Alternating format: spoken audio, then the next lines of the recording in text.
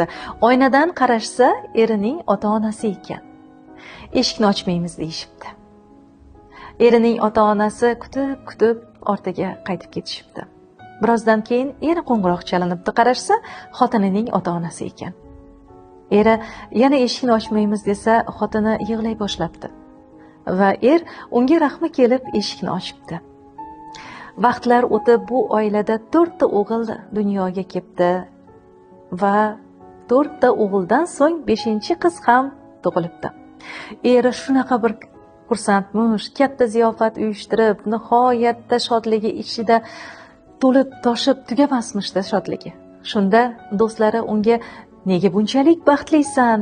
Axir sen o'g'illaring tug'ilganda ham bu qadar baxtli emas eding deb savol berishibdi. Shunda erkak tabassum bilan javob beribdi: menga eshikni ochadigan odam tug'ildi deb.